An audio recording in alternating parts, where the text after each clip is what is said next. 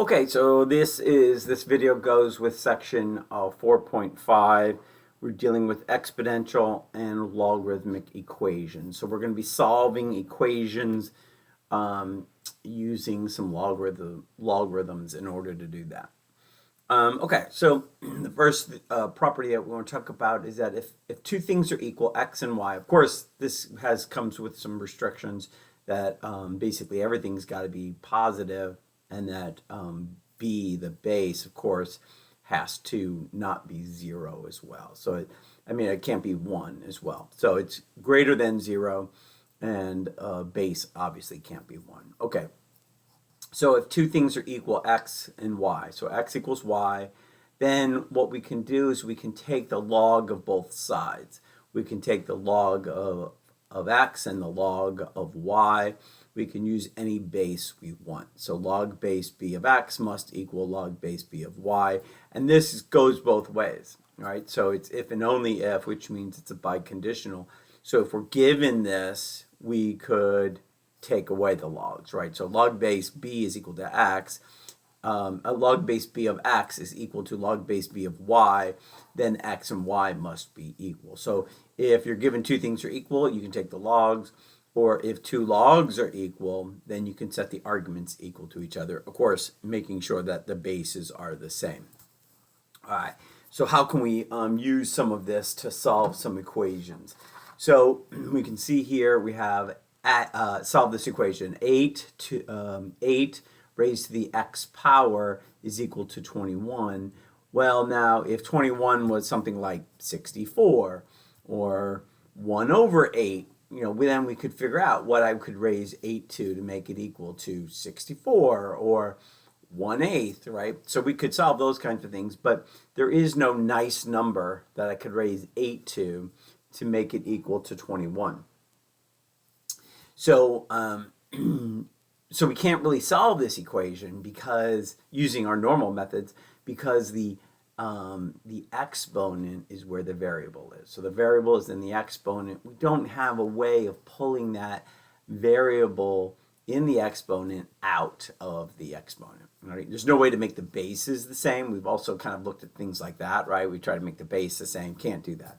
And there's nothing that we can raise 8 to make it equal to 21. So what we do here is we take the log of both sides. So we use this property that we just did up above. So, and we can use any base we want, and we're going to end up using our calculators. So we want to use a base that our calculator has in it. And so that would be log, which is log base 10, or ln, which is the natural log base e. That's one of the two that we're really going to use most often. So let's just use base 10. So I'm going to say log base 10, but remember, if it's 10, I can just ignore that. We saw that in the last unit. So log base 10 of 8 raised to the x power equals log base 10 of 21. And so using our power property, we can bring this x down in front. So we can say x times common log of 8 equals the common log of 21. And now, since this x is no longer in the exponent, I can simply divide both sides by common log of 8. So x will be equal to common log of 21 divided by the common log of 8. And that's just calculator work. I can just plug that right into my calculator, making sure, of course, that we have parentheses and proper that we've set it up. Remember, there's sort of an implied parentheses around these two, so you just got to be careful that you're closing this argument on the log in your calculator before you hit divide. Okay, and so if we do that in our calculators, we get something like 1.464. All right, so try that. Make sure you're able to get that out of your calculator. All right, moving on. Same kind of thing here. This time we have variables in both exponents, and so we'll take the log of both sides in this case. So because of space constraints, I'm going to talk through this one. So I'm going to skip over a little step. So I'm going to take the log of both sides. but then I can also bring these exponents from the arguments down in front. So when I take the log of this, I'm going to move the exponent on the argument down below in front. So 2x minus 3, and again, we're going to use the common log of 5. So that was up here when I took the log of the left side, but I used my power property to bring it down in front. And then this is x plus 1, that came down in front, log 8. So I just kind of skipped a step there, but hopefully you were all able to follow that. All right, now what we want to do is solve this for x. So think about how you would do that. Pause the video and then try it and see how you did. All right, common mistake here is that you try to divide both sides by x plus 1 and log 5. So you get the logs on one side and the x's on the other, but you get a binomial over a binomial, and there's no way to get the x kind of by itself, right? Ultimately, we want x equals and everything else on the other side. You would not be able to get that. So what you're going to have to do here is make it a little messier. You're going to distribute the logs into those binomials. So we get 2x log 5 minus 3 log 5 equals x log 8 plus log 8.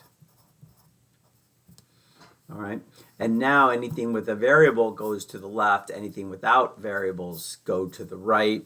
So we get 2x log 5, this comes over minus x log 8 equals 3 log 5 plus log 8. All right, and now we have two terms on the left that have each have an x in it, two terms on the right that don't have x's in them. We could factor out an x. So we do x, and we're left with 2 log 5 minus log 8 equals 3 log 5 plus log 8. And now, just like we did up here, we took this thing that was multiplying the x to the bottom of the other side, right? Divide both sides by it. We'll do the same thing with this parentheses. So x is equal to, and we could do, I mean, it's up to you. If you feel like it's easier to plug it into your calculator, you could take this 3 back up to the exponent, and this could be log of 125 plus log of 8. And you could, we're adding these, so you could, combine those further if you wanted. I'm going to do the same thing with bring this stuff down here, but I'm going to go ahead and just say that's log of 25 minus log of 8. And really, the rest of that is just calculator. So, plugging all that into your calculator. Again, you got to be really careful. You really want to do parentheses around this whole top and parentheses around the whole bottom. Otherwise, invariably, you end up dividing log 8 by this log 25. So you just got to be careful. Make sure you plug that into your calculator. Make sure you get 6.0624429 is what your calculator, and of course we wouldn't leave it like that. I mean, we're going to round. So I'm doing it to the thousandths place, 6.062. All right, and we'll tell you what to round to. Here it says to the thousandths, here it said to the thousandths. So we'll tell you kind of what to round to in most of these cases. All right, next one. Example 3. So part A of example 3. Think about what you might want to do there. Again, we have x squared as an exponent on the e. And so we'll want to take the log of both sides. But notice that we've got e's in these. So probably makes most sense take the log of both sides, but to use base e, or take the natural log of both sides. So look, what's helpful with this is we take the natural log of e x squared as the exponent equals the natural log of 50 going to bring this exponent down in front. So it's the whole thing. I mean, the exponent has itself another exponent, but coming down in front is going to be x squared, and then times the natural log of e equals the natural log of 50. Now, the natural log of e, remember that, see if I can find a piece of paper here. Remember that the natural log of e, that's the same thing as log base e of e. And remember our rule, log base b of b to the x is just equal to x, right? So log base e of e, well, that's just equal to 1. So the natural log of e equals 1. So that's helpful in this case because it eliminates. This thing is just 1. We don't have to divide through by the natural log of e. The natural log of e is just 1. So this will be, x squared is equal to the natural log of 50. And then we'll just take the square, x equals the square root of the natural log of 50. And we took the square root, so we should consider the positive and negative roots there. And that doesn't cause us any problems. Plugging a negative in doesn't affect us negatively. No pun intended. Okay. So when we plug that into our calculators, we get x is approximately equal to plus or minus 1.978. All right, the next one. So we have exponents on two e's and we're multiplying them.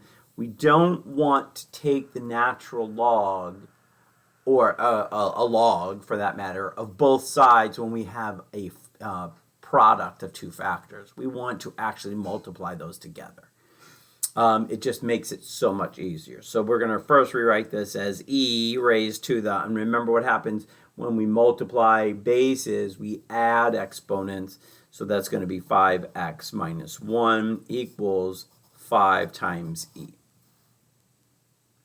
All right, and now, only now that we have two bases, one on each side, now we can take the natural log of both sides.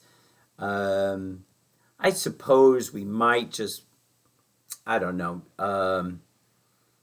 we could, I suppose, divide through by an e. I guess we could do that, divide both sides by e. I don't know, we wouldn't have to do that, I don't think. So e to the 1, and so now we're subtracting these, and so we get what? We get e to the 5x minus 2 equals 5. Didn't really have to do that. We could have just taken the natural log of both sides here, but this is a product. Sometimes it's nice not to have that, but either way, I think it would be okay. All right, so now we take the natural log of both sides with the natural log of e raised to that power. So let's just bring that down in front. We have 5x minus 2, and then that's equal to the natural log of 5. And again, natural log of e, that's why we're taking, because there's e's in here, we're taking the natural log, and that simplifies things because that's just equal to 1. So we get 5x minus 2 equals the natural log of 5. And then we just want to solve for x. So add 2, 5x equals natural log of 5 plus 2.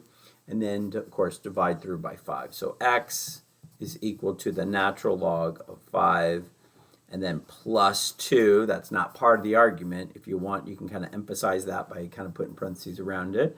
Don't really need them, but, it might help to visualize what's going on. Okay, and then that's just calculator work. Plug that in. That's 0.722 to the nearest thousandth. All right, and then the next one. This one sort of appears to be a quadratic-ish. Seems like quadratic form. So let's do a substitution. Let U is the letter we use often for these substitutions. And remember, often it's a quadratic, it's this center terms variable that ends up being the substitution. So e to the x. And so then this just becomes, this part is minus 6u plus 5 equals 0. And then think about what this becomes. That's just going to be u squared, right? U squared. All right, now we can maybe factor this. If it doesn't factor, we'd have to use the quadratic formula. Let's see if it factors. U and U, and so two things that multiply to 5, well, that's going to be 5 and 1 if it works at all. And then the signs are the same, but they both have to be negative. All right, so we get U equals 1, U equals 5 as our two values of U, but of course we want to substitute, unsubstitute out the U, so that means e to the x equals 1. We'll take the natural log of both sides, bring the x down in front, so again we have x natural log of e equals the natural log of 1. Natural log of 1. And again, natural log of e is just 1, so x equals the natural log of 1. Natural log of 1, anything log of 1 is 0, right? E raised to what power is 1, so that would be 0. X equals 0. And then do the same thing over here. We have e to the x equals 5. This is going to be x times, take the log of, natural log of both sides, bring the x down in front, natural log of e equals the natural log of 5, so x equals the natural log of 5. And then that's just, plug that into your calculator, x equals 1.609. All right. Moving on to number 4, solve each equation giving exact values. So what this is asking us to do is to find the answer but not use your calculator, basically. So leave it in terms of something to some power, that kind of thing. So so looking at this one, probably the best way to solve this one would be to divide both sides by 4. So we get the natural log of x equals 9. And then remember that the natural log is base e. So I think in this case, it'd be nice to convert this back to an exponential. The base of the log raised to this power equals the argument. So e to the 9 is equal to the argument x. And so as an exact answer, we would just say e to the 9th power. You could, plug that into your calculator. And if you did that, you'd get x is approximately equal to 8,103 and 0.84 if you went out to the thousands place. But really, they were asking us to leave it as an exact answer. So e to the 9th power. Okay, next one. So here we can take away the logs, but we can't take away the logs when there's two logs on one side. So if we look back at our property up here, it's not a log plus another log equals a log. It's a log equals a log. So we have to have one log on both sides. We have two logs and a log. So we need to use our product property to combine these. So we get, and they're the same base 10, because the base isn't listed, so we know it's base 10, log of the product of those. So let's go ahead and just distribute the x to that. So that's 2x squared plus x equals the log of x plus 8. All right, now we have one log on both sides. We can set the arguments equal to each other. 2x squared plus x equals x plus 8. And now we simply solve this quadratic. So the x's go away. We bring the 8 over. Well, actually, let's leave the 8 over there. That's going to be 2x squared equals 8. The center term totally goes away. So we want to do like square roots here. To solve this, we're using square roots. X squared is equal to 4. x equals plus or minus 2. Now we just got to make sure that both plus and minus make sense here. As it turns out, one of our arguments is just x, so we know x cannot be negative. It also fails here, right? -2 would be -4. This would be -3 if we put in an x value of -2. But one argument being negative is enough to say, it can't be negative. So x equals +2 only in this case. All right, so let's look at this one. We have 2 logs on this side. Let's combine these, and then we get a log, in this case, log base 2. And when we FOIL that out, what do we get? 2x squared, 2x squared, then we get -6 minus 5, so that's minus 11x, and then plus 15 is equal to 3. All right, and so the problem with this is that there's not a log on both sides, so we can't just get rid of the log. So we can do two things here. We could turn this 3 into a log. So log base, it's got to be base 2 if we're going to do this. Log base 2 of what equals 3? So let me just do this kind of on a side piece of paper. So log base 2 of what equals 3? So 2, we want to replace the 3 with log base 2. So this is a little bit more challenging to do, right? So 2 raised to the 3rd power is equal to the argument, right? So 2 raised to the 3rd power. So this would have to be an 8. So log base 2 of 8 could be placed in this spot in lieu of the 3. So we could do it that way. Or what we could just do is take this logarithmic equation and turn it into an exponent. 2 to the 3, so 2 to the 3 equals the argument 2x squared minus 11x plus 15. All right, now we would get there eventually if we had done the first approach, because we would have had what? Let's just do it real quick. Log base 2 of the argument, and we would have said that's equal to log base 2 of 8, right? That's what we would have converted this 3 into log base 2 of 8. And then when we got rid of the logs, it would be this argument is equal to 8. Well, that's what we have. 2 to the 3rd is 8. So you get the same result either way, but sometimes it's hard for some students to figure out what log base 2 would I replace 3 with, right? So it's probably easier to go ahead and just take 2, raise it to the 3rd power, and set it equal to the argument, converting this logarithmic equation back into an exponential. All right, so we want to solve this, so we'll bring the 8 over. So that's going to be 2x squared minus 11x minus 8, that's going to be plus 7, equals 0. Okay?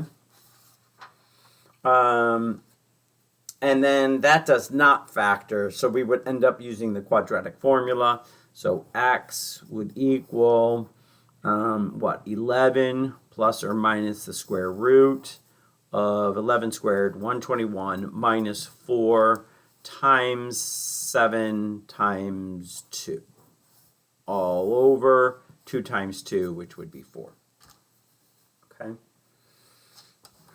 And then if we simplified that, if we simplified the stuff in the radical, this will be 11 plus or minus the square root of 65 all over 4.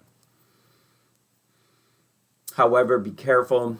Plus or minus isn't going to work. Square root of 65, I think that gives us a value that would possibly be bad here. Let me just look and see what the actual decimal is for that. 11 minus the square root of 65, and then divide that by 4. So if I use the negative, I get 0.7344, and that would make this argument negative because that's too small. When I subtract the 3 away, that would be bad. So that will not work. If I do 11 plus the square root of 65, and then divide that by 4, that would be 4.765, and I think that's okay with this, right? So that would be bigger than 5 when I plug that in, and that would be bigger than 3. So that would be okay. So we want the positive one only. The negative one would not work. All right. Hopefully everybody sees how I did that. So I just wanted to kind of visualize what those two values were. And even though they both end up being positive, the smaller positive value, when I subtract 3 away from it, it'll be negative, and I can't have a negative exponent. So it's only the plus one. I might write plus or minus and then at the bottom rewrite it with just the plus, one way or the other. So that would be the answer for that one. Okay. Let's move on then to page 2 of our notes. So some summary of some of the things that we can do with solving exponentials and logarithmic equations. If we have two bases, we want to solve by taking, if we have two bases with expressions up in the top, so in other words, variables up there, then we'll take the logarithm of both sides and we'll be able to bring those functions or those expressions down in front. If we're given log base b of some expression equals just p without a log on the right side, then that's like the last example we did, where we convert. We'll combine the left side if we need to. One log is equal to a not a log, then we'll convert to exponential form. So we'll take the base raised to the p is equal to the argument. If we have logs on both sides, as long as the bases are the same, then we can set the arguments equal to each other. Remember, that goes both ways if we need to. Also, check that your solution is part of the equation's domain. So like at that last problem we did, make sure that both answers that we got out of the quadratic formula satisfy the requirements for the arguments. For example, the arguments must be positive. Okay. Let's go on to number 5 then. The strength of a habit H is a function of the number of times the habit is repeated, which we'll call n. And this is given by this equation here, where k is a constant. Solve the formula for k. So let's solve that formula for k. So k is up here in the exponent. So we know we're going to have to use logarithms in order to get that out. But first, we don't want to take the log of this side because it's a product, right? We don't want the log of a product, and we're going to have to break those up. The best thing to do is get rid of this 1,000. So we have h divided by 1,000 equals 1 minus e to the negative kn. All right, and so ultimately I want to isolate this by itself so that I can take the natural log and bring this stuff down in front. I don't want the log of a binomial. That would be confusing. So I'm going to move the 1 over. So I get h over 1,000 minus 1. And then, we're going to have a negative e. So let's go ahead and multiply through by a negative. So we'll make this negative, this positive, and now we have just e to the negative kn. So we got rid of this negative. So we kind of did two things there. Okay. So now I think we're ready to take the log of both sides, and because there's an e, let's take the natural log. So we have the natural log. Let's kind of maybe rewrite this. 1, let's see, 1 minus h over 1,000 equals, and then we take the natural log, let's bring that exponent down in front. Negative kn is now the coefficient of the natural log of e. Of course, the natural log of e is just equal to 1, so we'll just kind of ignore that in the next step. All right, and so now, again, what are we doing? We're trying to solve for k, so let's divide both sides by negative n. So we have k is equal to negative natural log of 1 minus h over 1,000 over n. And, you know, we could combine this into one, get a common denominator and write this as one fraction. We could. I don't know if that's even really better, but let's see, that would be 1,000 over 1,000, right? So we have 1,000 minus h over 1,000. I don't know if that's better, over n. So, this one probably just as good, but one of those two would essentially take that equation and solved it for k, so we could find the constant, the k constant. So that was just like, we're not using it for anything, we're just playing around and being able to kind of use the literal equations by solving for one of the variables. All right, let's look at example 6. The number of computer tablets sold in millions in the United States for a number of years can be modeled by the following function, where t is the number of years since 2009. All right, approximate the number of tablets sold in 2012. So if we're talking about the year 2012, that means t should be 3, because we're 3 years past 2009 to get 2012. So we're really looking for f of 3. It's really that simple. So we're just going to plug a 3 into that. That's 20.57 natural log of 3 plus 10.58.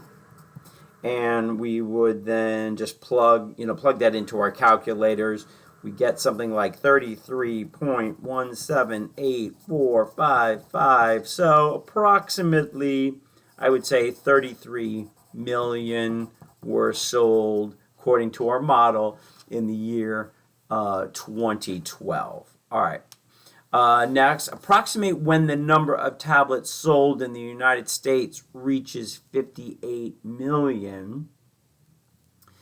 So that's the answer, right? So we want 58 million, or 58, because we're doing it in millions. So is equal to 20.57 natural log of t plus 10.58. So we're solving for t in this case.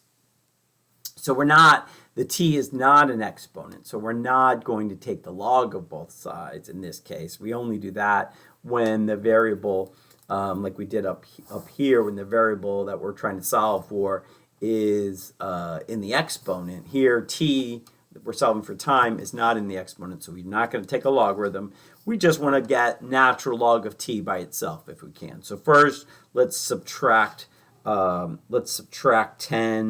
So I'm going to wait and just do it all in my calculator at once. So 58 minus 10.58, and then we divide next by 20.57. So divide by 20.57, and that's equal to the natural log of t. So we could take all that and plug it in, but let's think about how we're going to get rid of the log, right? We have a log on one side, but not a log on the other side.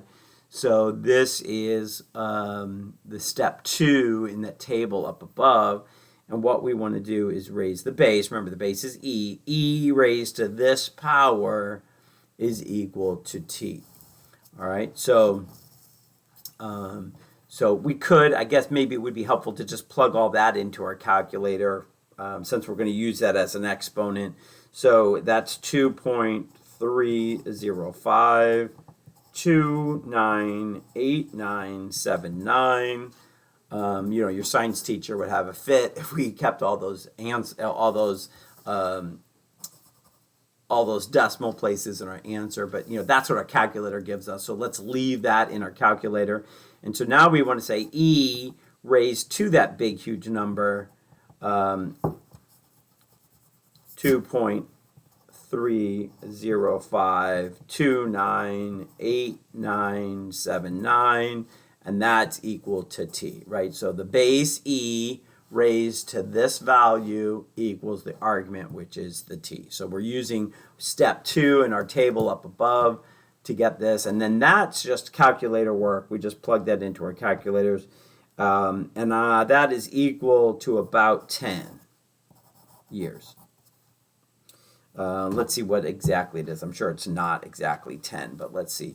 So e raised to the 2.305298979, and I got, it's pretty close to 10. It's 10.027 is what the calculator gave me, so it's about 10 years.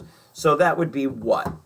10 years, so we're talking about pretty close to the year 2019. Right, 10 years past 2009. All right, so just at the beginning of that, assuming that, 0, this means that's equal to 0, t equals 0, is the beginning of 2009. 10 years later would be the beginning of 2019, and that's just a little bit into it. So definitely in the year 2019, again, according to the model. All right, so here is your homework that's due next class.